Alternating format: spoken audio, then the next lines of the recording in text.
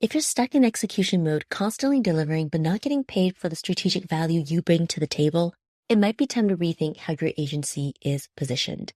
In this episode of Small But Mighty Agency, I'm joined by Sara Nay, CEO of Duct Tape Marketing, to talk about how agencies can shift from being seen as vendors to being valued as strategic partners who lead the marketing, not just execute it. We dig into what it really looks like to lead with strategy, how to price and package that value, and how to start getting paid for the thinking you're already doing. Let's get right into it.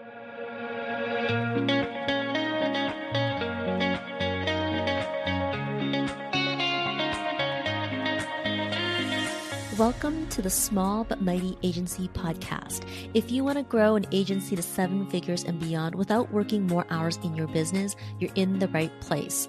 I'm your host, Audrey Joy Kwan.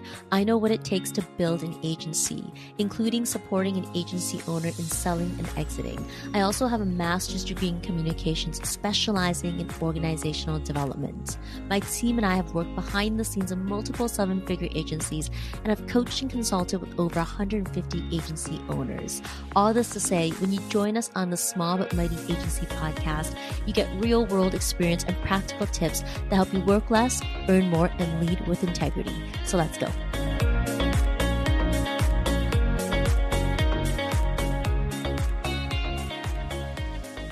Hey friends, welcome back to the Small But Mighty Agency podcast, where we help agency owners scale strategically. Instead of working harder, we're working smarter. Today, we're uncovering how agencies can move from execution mode to high-level strategy. That means positioning themselves as trusted advisors and long-term partners for their clients. If you've ever felt stuck in the cycle of constantly delivering work without a clear path to more strategic, high-value engagements, this episode is for you. We're diving into the fractional CMO model. Let's talk about what it is, why it's gaining momentum, and how it can help you scale your agency without getting trapped in a time for money model. To break it all down, I'm joined by Sara Nay, CEO of Duct Tape Marketing. Sara has worked with thousands of small business owners and agency leaders, helping them transition from service provider to strategic growth partners with the fractional CMO model. And in this episode, we'll cover what makes an agency ready for fractional CMO services, how to position and sell the offering effectively, and the key to scaling CMO services without getting stuck in another time for money trap. So if you're looking for a way to deepen client relationships, increase recurring revenue, and build a more sustainable agency model, you won't want to miss this conversation. Let's dive right in. Hey, Sara, it's so good to have you with us.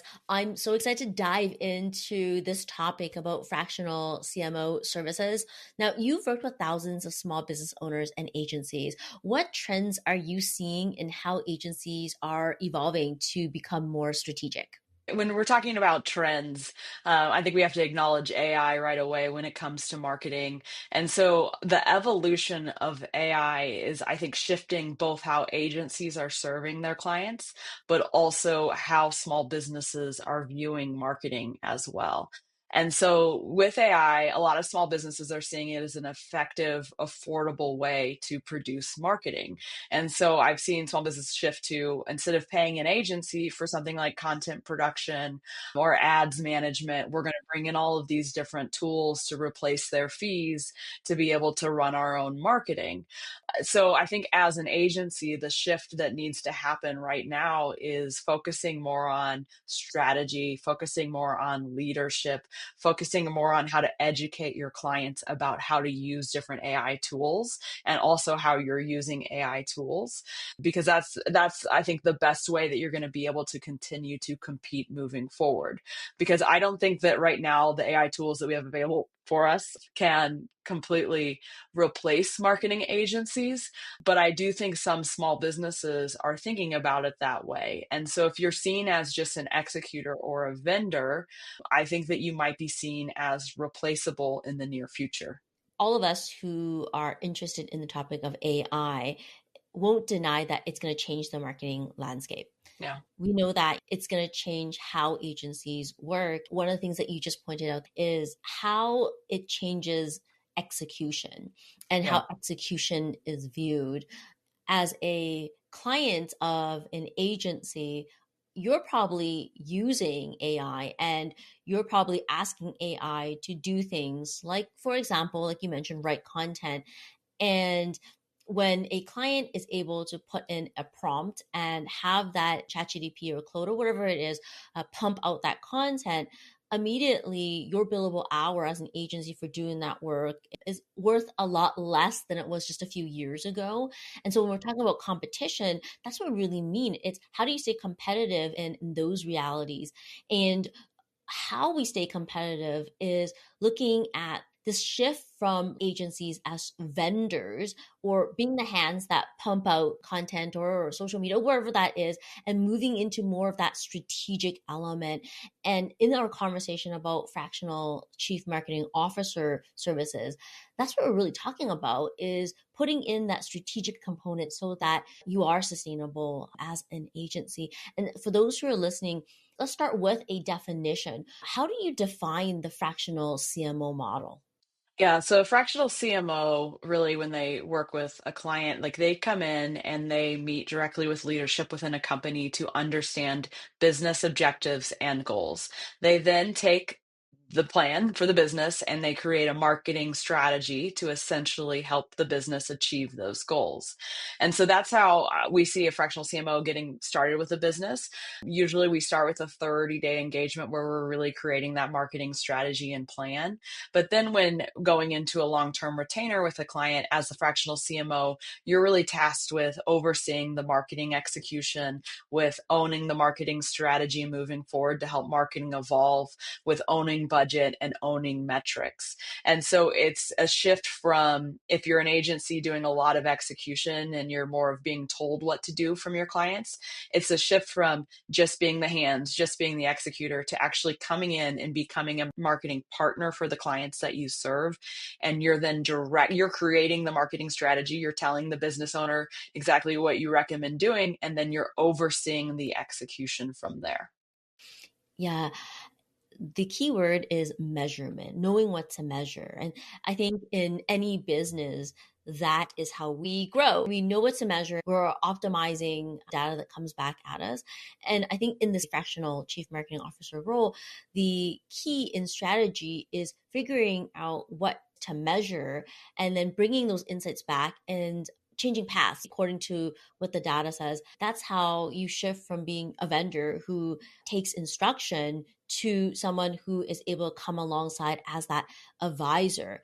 Now, for an agency that is thinking about adding more of these strategic services, they're standing on this line thinking, do we or don't we? What are some key indicators that suggest it's really time to incorporate this offering? Yeah, I mean, I think there's a number of factors based on each unique case, but from what I hear, because I work with a lot of agencies that have shifted from agency vendor work to FCMO type of work, and what I hear when they're in like that more vendor role is they're tired of being told what to do. They feel like it's a race to the bottom on the prices. They're nearing burnout. Every single engagement feels like a custom project. Their revenue isn't reoccurring as much as it should be, so it ebbs and flows. So it's hard to keep great talent. Mm. And so if you're going through any of those types of things, also, and if you don't feel like you can price what you're worth, especially with evolution of AI, like those are the key signs that I think it's important to shift to this more strategic role.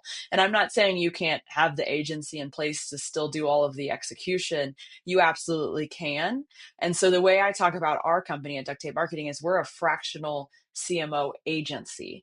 And so we come into all of our engagements, we lead with strategy, we advise, we become partners, but we also have a full agency. And so when we get to the point of execution, we still bring in all of the execution, but what we're layering on top of that is the advisory role. And so if you're an agency doing execution, it's not that you have to leave all of that. It's basically that what I'm recommending is you layer on the strategic piece so you can be seen as an advisor, so you can increase your fees, so you can submit long-term engagements, but then you still do the execution as part of that long-term retainer.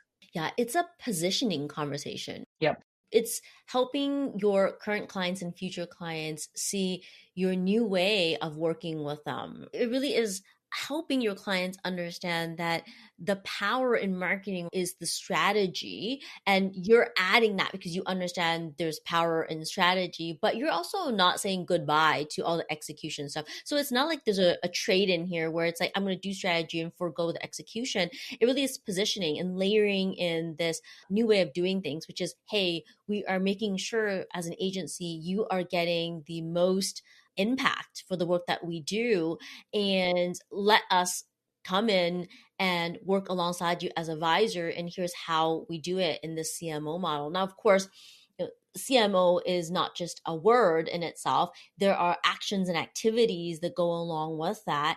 And so some agency owners might think, well, I'm already acting in a very strategic space.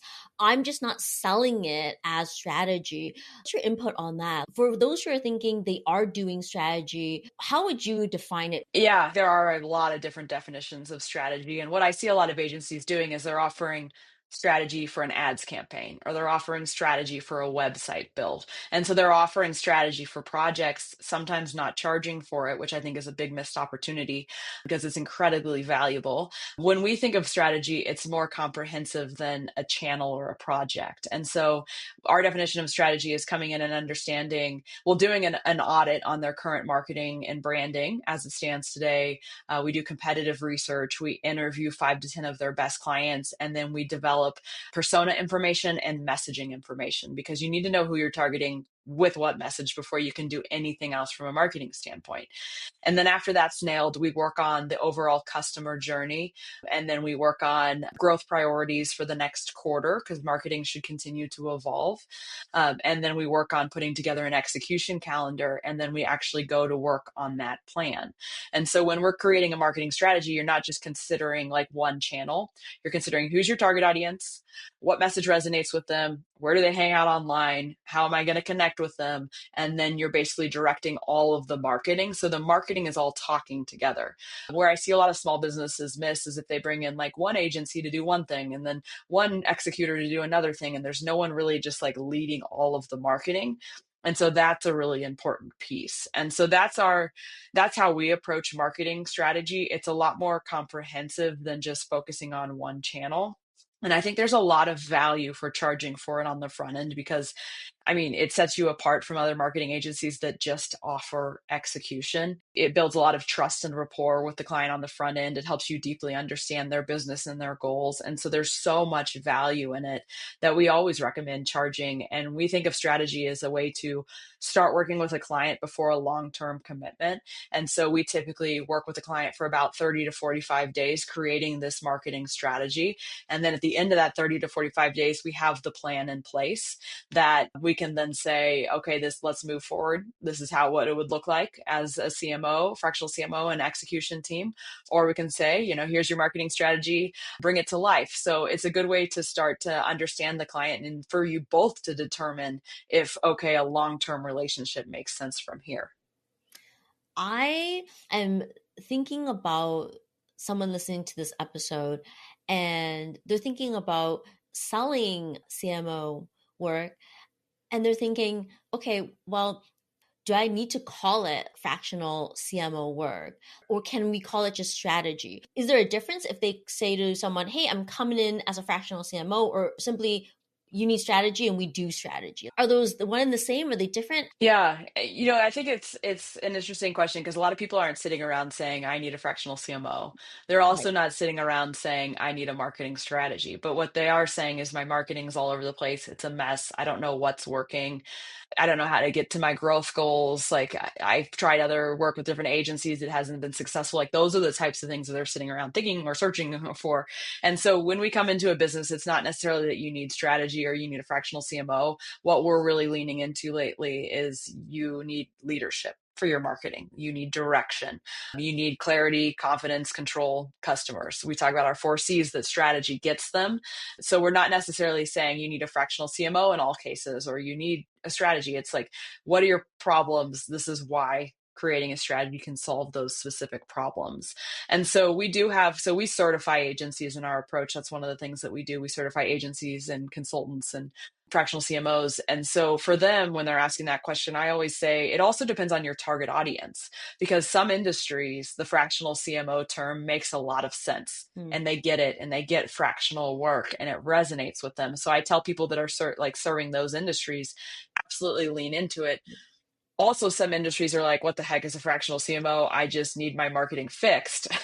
And so if that's the case, like I tell people, then, maybe you're not selling fractional CMO, you're not calling it fractional CMO services because that could feel intimidating or unknown, but you're saying, I'll come in and I'll create a plan that fixes your marketing challenges. So it really kind of just depends on, I think, your experience, what you want to lean into, and what clients are you trying to serve to really shift like how you would position these types of services.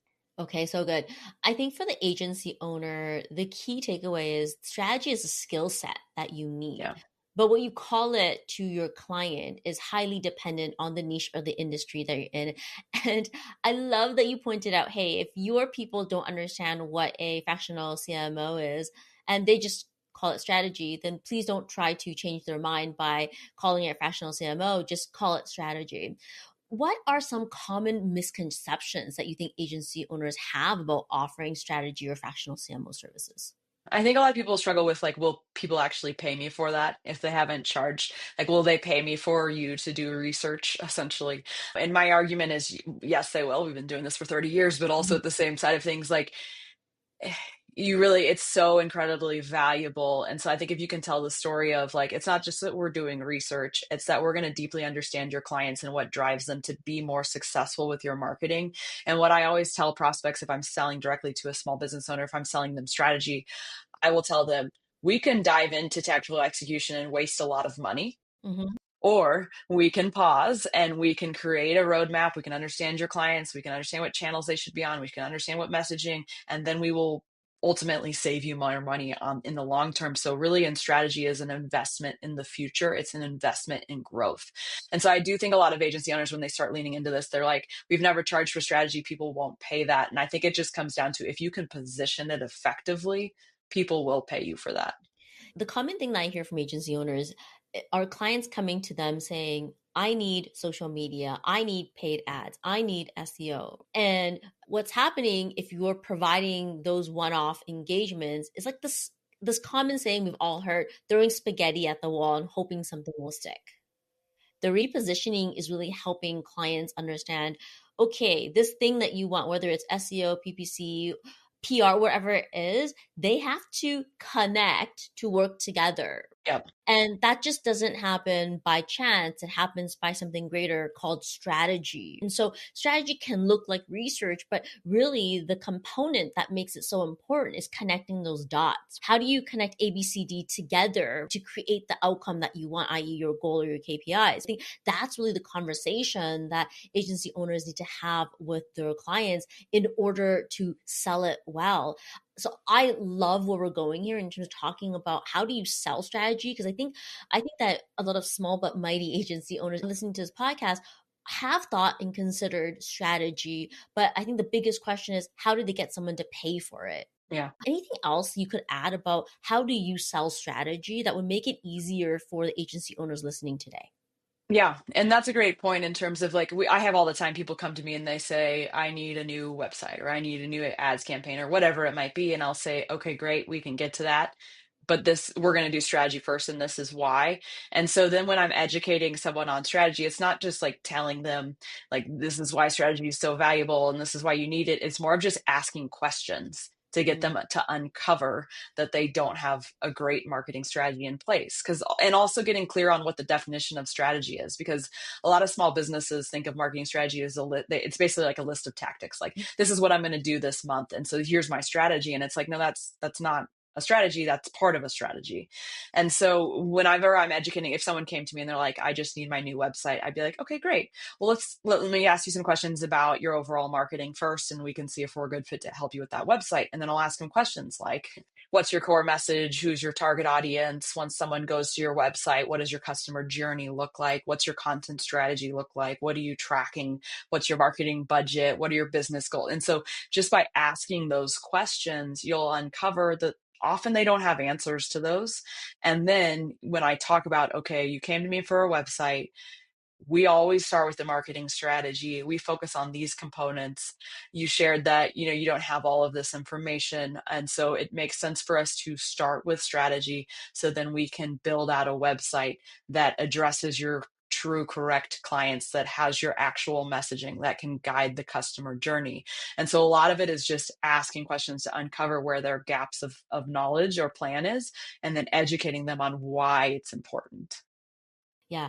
On the same vein of thought, selling strategy to clients, how should agencies think about pricing or packaging these services? Because you're talking about a lot of wonderful concepts that clients will need to get educated on. There's the buyer persona, there's the target audience, there's different elements in strategy. And so, how do you price and package it in your agency so that clients don't feel like, wow, this sounds like it's going to be so much work? Because, sometimes clients, when they hear all these different elements, they think, well, this is just so much. I don't know if I need all of it. So, what's your suggestion in pricing and packaging these services? It kind of depends on the clients that you're serving. And so we've always worked in the small business space as an agency. Our clients are typically in the 3 to 10 million revenue range. That's kind of our sweet spot that we've found. And so if I'm selling strategy first and then retainer to that audience, in the sales call, I always ask, what's your current revenue? And then what are your growth goals for the next 1 and 3 years? Because I need to know those things in order to price and make marketing recommendations. Because if they're 500,000, like they're probably not going to be able to afford our 10,000 plus strategy first engagement that then transitions to a 5,000 plus monthly retainer. And so I need to know like where their current revenue is, and then I can help create budget recommendations to then price our services effectively.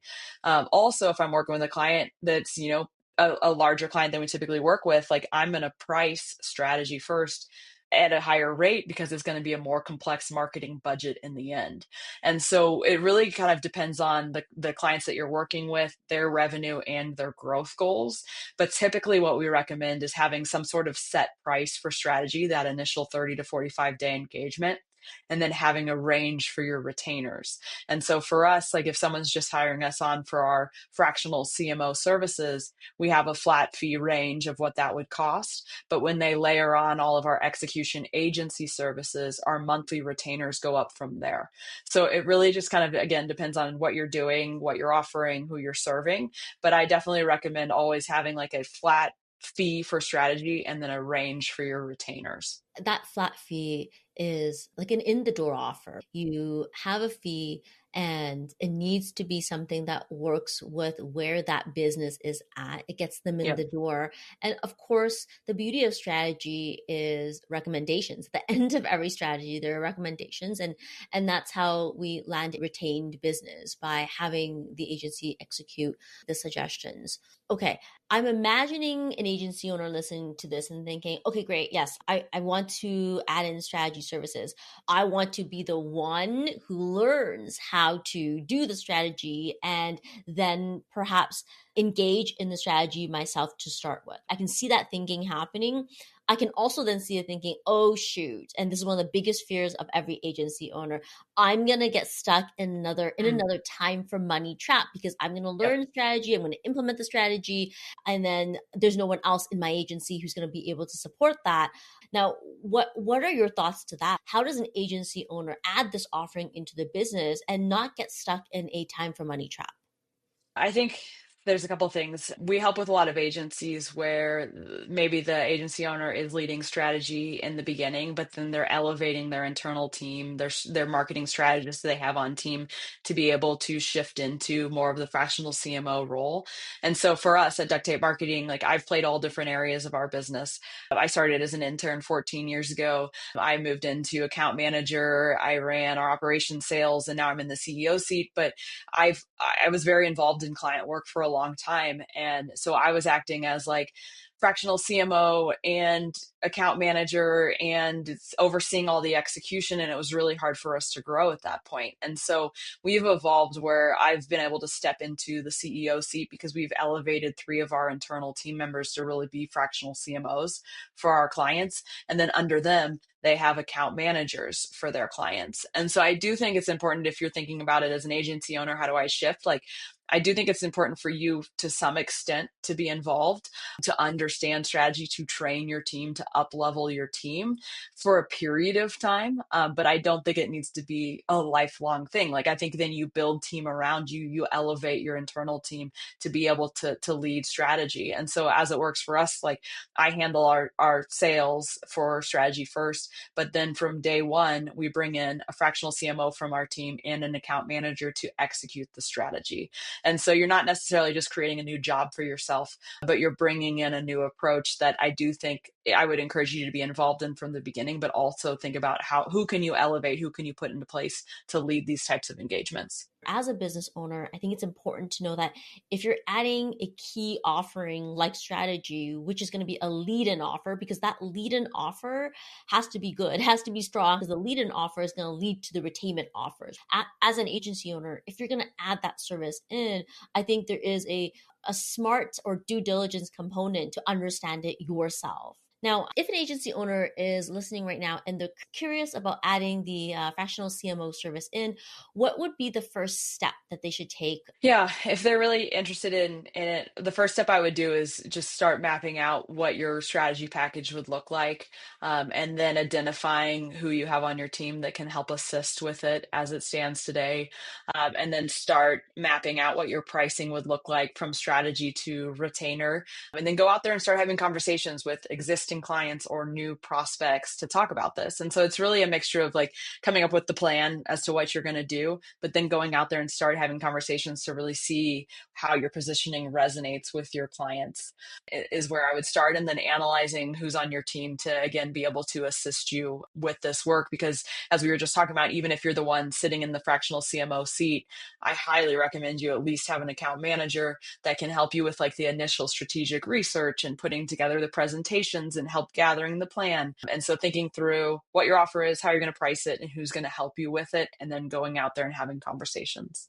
Thank you for keeping it super actionable, Sarah. Now, before we close, I want to ask you about your journey. You have been with Duct Tape Marketing for over a decade. I think you shared 14 years. You also shared about all the different roles that you were in.